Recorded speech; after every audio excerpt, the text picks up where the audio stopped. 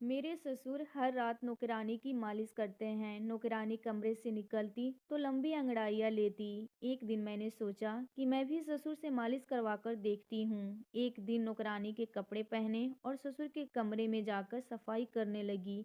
उस रात ससुर ने मेरी चीख निकाल दी। ससुर ने तो मेरे साथ ससुर हर रात नौकरानी की मालिश करते हैं। नौकरानी कमरे से निकलती तो लंबी अंगड़ाइयाँ लेती और काम पर लग जाती। मैं सोच सोचकर हैरान होती।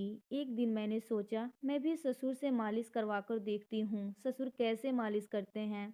नौकरानी के कपड़े पहने और ससुर के कमरे में जाकर सफाई करने लगी। मेरे होश उड़ गए। उस रात ससुर ने मेरे साथ वो किया जो मैं बीमार थी। इसीलिए पति कहने लगे तुम्हारे लिए कोई नौकरानी रख लेते हैं जो घर के काम काज के साथ साथ तुम्हारी सेवा भी कर सके। मैं ससुराल में अकेली रहती थी। सास जिंदा नहीं थी, सिर्फ ससुर थे। मेरे पति की एक ही बहन थी जिसकी शादी हो चुकी थी, जबकि मेरे पति अपने ऑफिस चला जाता था। ऐसे में घर में मेरे सिवाय कोई नहीं होता था। इसीलिए मैंने अपने पति की बात मान ली और उनसे कहा कि आप ही कोई अच्छी नौकरानी की तलाश कर ले आएं। मैं तो आस पड़ोस के लोगों को इतना जानती नहीं हूँ। वैसे भी मैं अपने घर से कहीं बाहर ज़्यादा निकलती नहीं थी। भगवान का दिया सब कुछ था। मैं तो हर वक्त बिस्तर पर ही लेटी रहती थी, क्योंकि पति और ससुर खुद ही नाश्ता करते थे और अपने अपने बर्तन धोकर चले जाते थे और फिर रात के खाने पर ही आते थे। मेरा जो भी खाने को दिल करता था वह मैं ऑर्डर कर लेती थी। ऐसे में घर के काम नहीं होते थे। मगर मेरे पति को मेरी बहुत फिक्र रहती थी। वह बार बार कॉल करके मेरे बारे में पूछते रहते थे।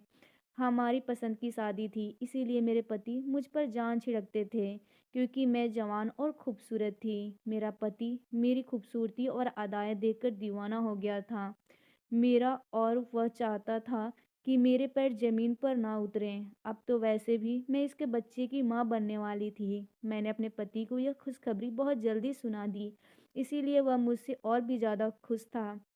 ऐसे में वह मेरे खूब नखरे उठा रहा था। इसीलिए मेरे पति ने अगले दिन ही नौकरानी को रख लिया। नौकरानी का नाम रोशनी था। वह हमारे घर आई तो मैं उसे देखकर हैरान रह गई, क्योंकि वह बहुत ही खूबसूरत लड़की थी। नौकरानी बनने के काबिल ना थी। मैं सोच रही थी कि उसे नौकरानी बनने की क्या ज़रूरत थी। यही बात मैंने उससे पूछी तो वह बात को टाल मटोल कर गई और फौरन से मुंह फाड़कर कहने लगी, मालकिन आप मुझे पैसे कितने देंगी? आते ही नौकरानी ने मुंह फाड़कर अपने पैसे के बारे में पूछ लिया और फिर मुझे अंदाजा हो गया कि इसे पैसे चाहिए थे, इसीलिए तो नौकरानी बनने पर मजबूर हो गई।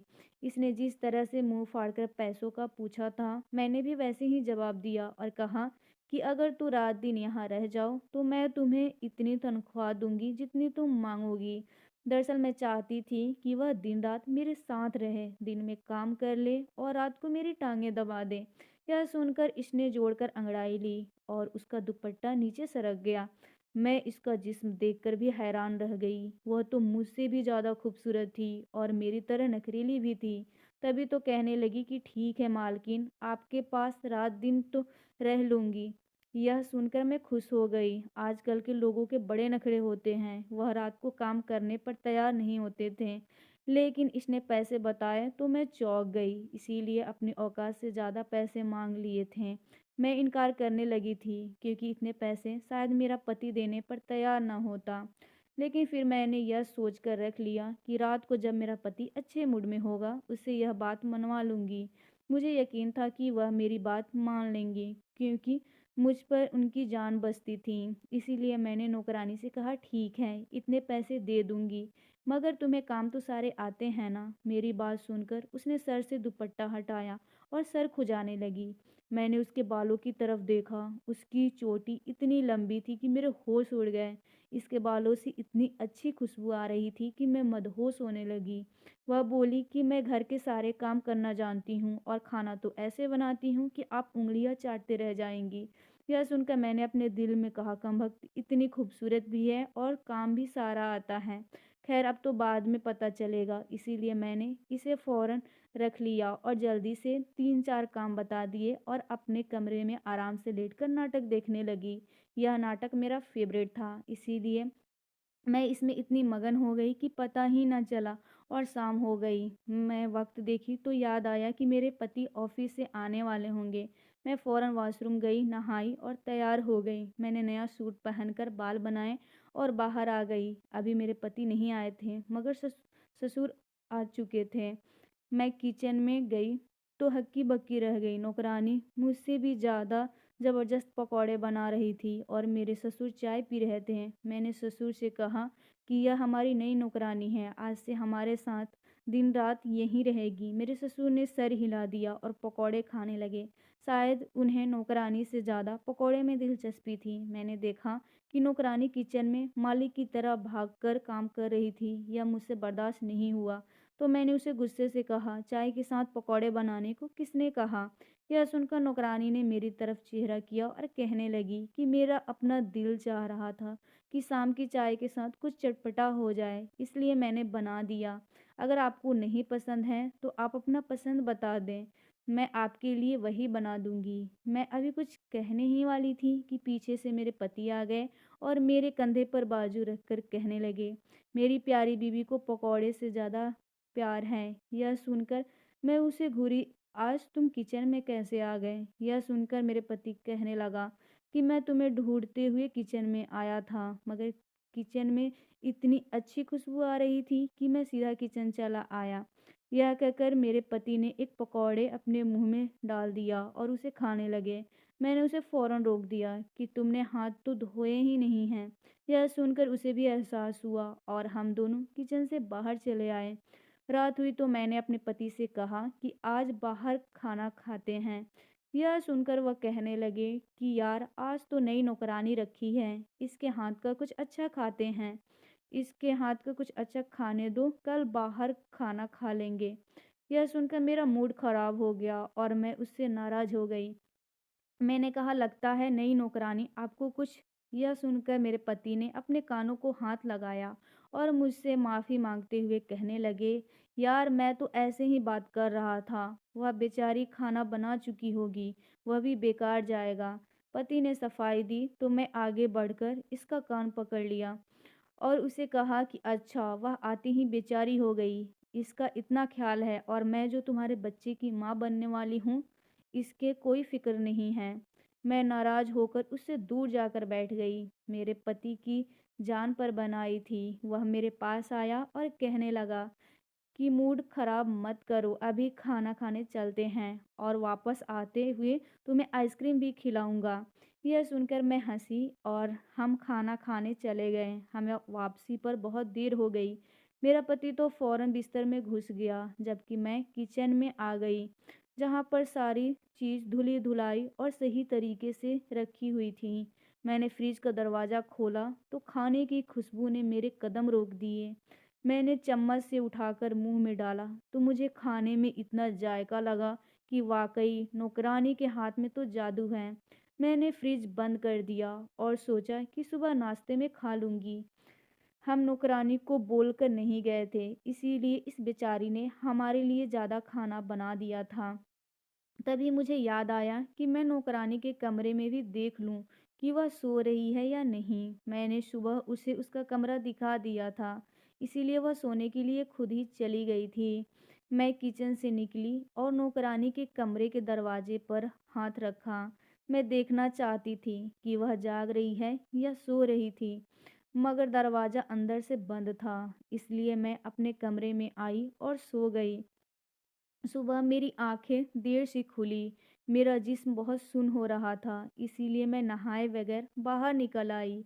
नौकरानी किचन में थी। मैंने उससे पूछा कि मेरे पति ने नाश्ता कर लिया था।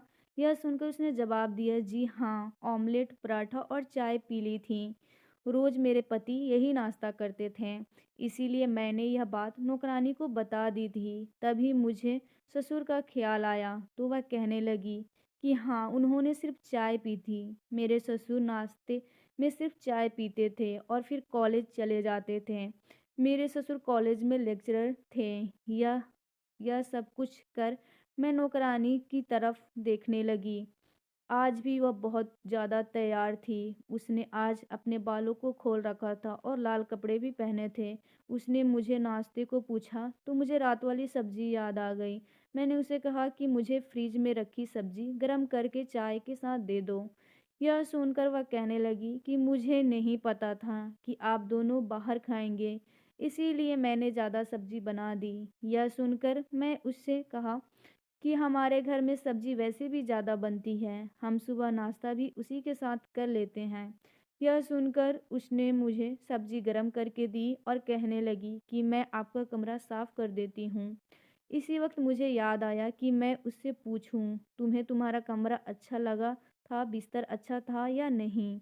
मेरे पूछने पर वह कहने लगी कि हाँ अच्छा था, लेकिन कमरे का वॉशरूम इतना अच्छा नहीं है। मुझे गर्म और ठंडा दोनों पानी से नहाना पसंद है, क्योंकि मैं गर्म पानी से नहाती हूँ और ठंडे पानी से अपना सर धोती हूँ।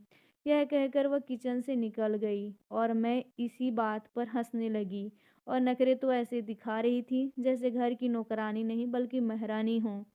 इस दिन मैं थकी हुई थी, इसीलिए मैंने दोपहर के वक्त नौकरानी को अपने कमरे में बुलाया और उसे कहा कि मैं रात को बाहर गई थी, इसीलिए मेरा जिस्म दर्द कर रहा है, तो मेरी मालिश कर दो। यह सुनकर वह मेरे पास बेड पर बैठ गई और मालिश करते हुए कहने लगी, आप अपने पति से मालिश करवाया करें। यह सुनकर मैं शर्मा गई और उससे कहा, तुम तो कुंवारी हो, मगर तुमने यह इतनी बड़ी बेशर्मी वाली बात कर दी है। यह सुनकर वह हंसती और कहने लगी कि मालकिन, मैं घाट घाट का पानी पी हूँ, इससे पहले कई घरों में काम किया है, कई मालकिन बदली है और उनके सारे राज यहाँ मेरे सीने में दफन हैं। यह सुनकर मेरा मन कर रहा था कि उससे मैं बात पूछूं, क्या लड़कियां अपने पति से भी मालिश करवाती हैं। वह बोली कि बिल्कुल जी, अक्सर औरतें अपने पति से पैर दबाती हैं, मालिश करवाती हैं, बल्कि आजकल तो अमीर मालकिन अपने नौकर से भी मालिश करवाती हैं। यह सुनकर मुझे शर्म आ गई थी। यह नौकरानी कई घरों में काम करती आ रही है, इसीलिए इसने यह सब होते हुए देखा होगा। इसके बाद वह देर तक मेरी मालिश करती रही। इसके बाद किचन में चली गई। रात हुई तो हम दोनों पति पत्नी लेट गए। मैंने पति की तरफ करवट ली और दर्द से कराहते हुए कहा कि आज तो मैं बहुत थक गई हूँ। यह सुनकर मेरा पति कहने लगा, चलो उठो, मैं तुम्हें डॉक्टर के पास लेकर चलता हूँ। यह सुनकर मैं घबरा गई। मैंने सोचा था कि आज रात उनसे मालिश करवा लूंगी, मगर मेरा पति ने मुझे डॉक्टर की बात कह दी तो अंदर ही अंदर मुझे गुस्सा आया था। पता नहीं कौन सी औरतें होती हैं जिनके पति यह काम भी कर देते होंगे। मैंने करवट ली। मुझे याद आया कि नौकरानी से कह दूं कि वह मुझे गर्म दूध करके दे दे। उठकर मैं नौकरानी के कमरे तक गई। मैं हल्के से दस्तक दी, मगर उसने कोई जवाब नहीं दिया। ऐसा लग रहा था जैसे वह कमरे में थी ही नहीं। यह देखकर मैं हैरान रह गई। मैं किचन में जाने के बजाय अपने कमरे में आकर लेट गई। सुबह मैं जल्दी जाग गई, इसीलिए अपने ससुर और पति के साथ नाश्ता किया। पता नहीं इस नौकरानी में इतनी हिम्मत कहाँ से आ गई थी। सुबह सवेरे नहा धोकर तैयार हो जाती थी, जैसे कि वह शादीशुदा हो, और पति को दिखाने के लिए इतना सस्ती सवरती हो। पता नहीं यह किसको दिखाने के लिए इतना सस्ती है। मैंने अपने कपड़ों की तरफ देखा। मैं नौकरानी लग रही थी और वह मालकिन लग रही थी। मैंने बड़ा सा मुंह बनाया तो मेरे पति ने देख लिया और कहने लगे कि तुम्हारी तबीयत ठीक नहीं है, तो मैं तुम्हें डॉक्टर के पास ले जाता हूँ। यह सुनकर मैंने फौरन कहा, नहीं, आप ऑफिस जाएं, मैं नौकरानी के साथ चली जाऊंगी। पति और ससुर के जाते ही मैंने नौकरानी को साथ लिया और डॉक्टर के पास चली गई, जिसने 3-4 दवाइयाँ दी। वैसे डॉक्टर का तो बहाना था, मैं दरअसल बाजार में कुछ चीज़ें खरीदना चाहती थी, इसीलिए मैंने रोशनी से कहा कि वह मेरे साथ बाजार चले। फिर हम एक दुकान में आ गए। मैं कुछ अपनी ज़रूरत की सामान देखने लगी, जबकि रोशनी कपड़ों को देखने लगी। यह देखकर मैं जल गई। मैंने देखा तो ऐसा देख रही थी जैसे कि अभी खरीद लेगी। मैं उसकी हरकतों पर हंसने लगी। मैंने तो दुकानदार से कहा कि वह मुझे यह चीज़ पैक कर दे। मैं पैसों पर दुकानदार के साथ बहस करने लगी, जबकि नौकरानी गायब हो गई। इसने अपने साथ एक बैग रखा हुआ था, जो कि पहले खाली लगता था, मगर अब मैंने इस बैग की तरफ देखा तो मैं शक में पड़ गई, क्योंकि अब वह पूरा भरा हुआ था। मैंने इससे यह बात नहीं कही, मगर मेरे दिल में शक बैठ गया था इसीलिए घर आते-आते मैंने फैसला किया कि मैं किसी बहाने से इसका बैग देखूंगी कि इसने बैग में क्या छुपाया हुआ है। घर आते ही वह अपने कमरे में चली गई ताकि इस बैग को वह कहीं छुपा सके। इसीलिए मैं भी इसके पीछे आ गई और बहाने से कहा कि मेरी तबीयत फिर से खराब हो रही है, तुम किचन से पानी लेकर आओ, मैं दवाई खा लेती हूँ। यह देखकर वह घबरा गई, बैग अपने बेड पर रखा और किचन की तरफ चली गई। मैंने उसके जाते ही बैग देखा तो मेरी आंखें फटी की फटी रह गई, क्योंकि सामने ही लाल रंग की साड़ी बैग के अंदर से दिख रहा था। यह साड़ी कम से कम 25,000 का था। इस मामूली सी नौकरानी के पास 25,000 कहाँ से आए, जो कि इतना कीमती साड़ी खरीद लिया। मैं हैरान परेशान इस साड़ी को देख रही थी। नौकरानी पानी लेकर आई तो मैंने झट से बैग को बंद कर दिया और पानी पीकर अपने कमरे में आ गई। तभी मुझे ख्याल आया और मेरा खून खौल गया। कहीं इस कमबख्त ने यह साड़ी वहां से चोरी तो नहीं कर लिया है। यह सोचकर मैं अपने कानों को हाथ लगाया और खुद से कहा कि आइंदा मैं इसके साथ कहीं नहीं जाऊंगी। यह नौकरानी तो अपने साथ साथ मुझे भी फंसा जाएगी। मुझे इस बात पर गुस्सा आता रहा था। रात हुई तो मैंने सोचा कि यह बात अपने पति को बता दूंगी। फिर मैंने सोचा कि अगर उन्हें यह बात बताऊंगी तो कहेंगे कि इस चोर नौकरानी को फौरन घर से निकाल दो। लेकिन इतनी जल्दी मुझे कोई दूसरी नौकरानी कहाँ से मिलेगी, यह सोचकर मैंने उन्हें नहीं बताया। वैसे भी आज मेरे पति के सर में दर्द था, इसीलिए उन्होंने मुझे कहा कि मेरे लिए चाय बना लो। यह सुनकर मैं किचन में जाने लगी। तभी मैंने सोचा कि नौकरानी से कह दूं वह चाय बना दे। उसके दरवाजे पर दस्तक दी तो दरवाज़ा अंदर से लॉक था और इतनी दस्तक सुनकर भी उसने दरवाज़ा नहीं खोला था। तो मैं मजबूर होकर खुद किचन में गई और चाय बनाकर लेकर आ गई।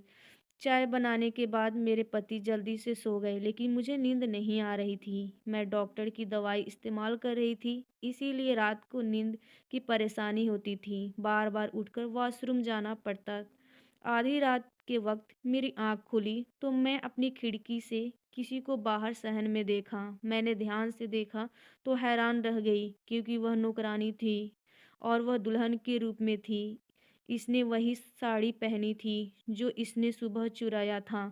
यह देखकर मुझे डर लगने लगा। पता नहीं कि यह नौकरानी थी या कोई चुड़ैल। मैं तो डर के मारे सो गई। सुबह किचन में नाश्ता करने गई तो नौकरानी से पूछने लगी, आज आप बहुत थकी थकी लग रही हैं, सब ठीक तो है? यह सुनकर तो मुझे रात वाला किस्सा याद आ गया। मैंने उसे बताया कि मैं ठीक हूँ। वह बेफिक्र होकर बर्तन धोने लगी। तभी मैंने उससे पूछा कि तुम पर कोई जीन भूत तो नहीं आते? मेरी बात सुनकर वह हंसने लगी। मैं किसी को चिपकने नहीं देती और वैसे भी जीन भूत चुड़ैल तो मुझे देखकर ही भाग जाते हैं। यह सुनकर मैं सोचने लगी कि फिर वह कौन थी। मुझे इस नौकरानी पर शक था। इसीलिए रात हुई तो मैंने फैसला किया कि आज रात यह देख कर रहूंगी कि मेरी नौकरानी रात को अपने कमरे में होती भी है या नहीं। यह जानने के लिए मैंने शाम होते ही इसके कमरे की खिड़की खोल दी और इसके ऊपर पर्दा डाल दिया ताकि इसे शक ना हो। रात हुई तो मैं अपने कमरे से निकली और नौकरानी के कमरे की खिड़की से अंदर कूद गई।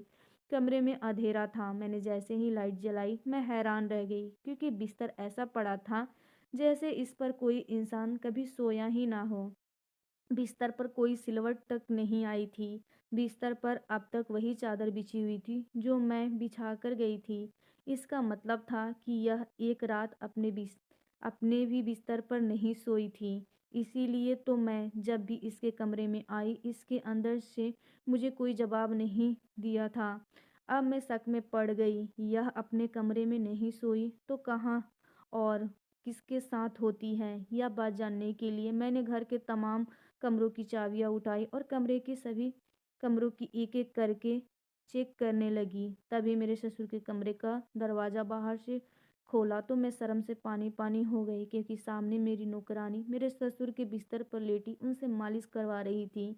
यह देखकर मैंने उसे रंगों हाथों पकड़ लिया और अपने पति को बुलाया। फिर मेरे पति ने यह सब देखा तो अपने बाप पर जोर जोर से चिल्लाए और कहा कि मैंने आपसे कितनी बार कहा था कि आप शादी कर लो, मगर आपने हमेशा इनकार कर दिया। और अब मैं आपकी एक भी बात नहीं मानूँगा और सुबह होते ही आपके लिए कोई अच्छी-सी लड़की तलाश करूँगा। यह सुनकर मेरे ससुर कहने लगे कि मैं शादी कर चुका हूँ और यही मेरी बीवी हैं। हम दोनों ने छुपाकर शादी की हुई है। रोशनी मेरे कॉलेज में पढ़ती थी। इसके माँ और बाप नहीं थे। इसके मामा ने इसके साथ बहुत बुरा करना चाहते थे। रोशनी पढ़ने में बहुत अच्छी थी। कुछ दिनों से रोशनी कॉलेज नहीं आ रही थी। तो मैंने पता किया, इसकी सहेलियों से पता चला कि इसके मामा इसकी शादी करा रहे हैं, वह भी अंधे बूढ़े लड़के से। तो मैंने रोशनी से बात किया और रोशनी अपने घर से भाग आई। हमने छुपकर शादी कर ली। पहले मैंने इसे फ्लैट में रखा हुआ था, मगर इसने मुझे कहा कि मुझे अपने घर ले चलो ताकि हम रात दिन एक दूसरे के पास हो। तब हमने यह नौकरानी वाला खेल किया और यहाँ नौकरानी बनकर रहने लगी। यह सुनकर मैं हैरान रह गई। मुझे यकीन नहीं आ रहा था कि उन दोनों ने मिलकर हमें बेवकूफ़ बनाया था। मुझे बहुत गुस्सा आया, मगर मेरे पति ने कहा, मेरे पापा से गलती हुई है, मगर इसने कोई गलत काम नहीं किया है। इन्होंने तो अच्छा ही किया है इस लड़की से शादी करके। यह इस रिश्ते से उनकी बीवी हुई, इसलिए यह उनके साथ कुछ भी कर सकते हैं। और देखते देखते वह कब नौकरानी से मेरी सासू माँ बन गई और मैं इसे काफ़ी दिन नाराज़ रही, क्योंकि एक तो अब मुझे अपने लिए दूसरी नौकरानी रखनी पड़ेगी और दूसरा वह काफ़ी खूबसूरत है। मुझे एक दोस्त के रूप में सासू माँ मिल गई। कुछ दिनों के बाद मुझे एक बेटी पैदा हुई और अब हम खुशी खुशी रहते हैं। तो दोस्तों, ये थी मेरी आज की स्टोरी। अगर स्टोरी अच्छी लगी है तो वीडियो को लाइक कीजिएगा। चैनल पे नए हैं तो चैनल को सब्सक्राइब करना बिल्कुल मत भूलिएगा। Thanks for watching guys.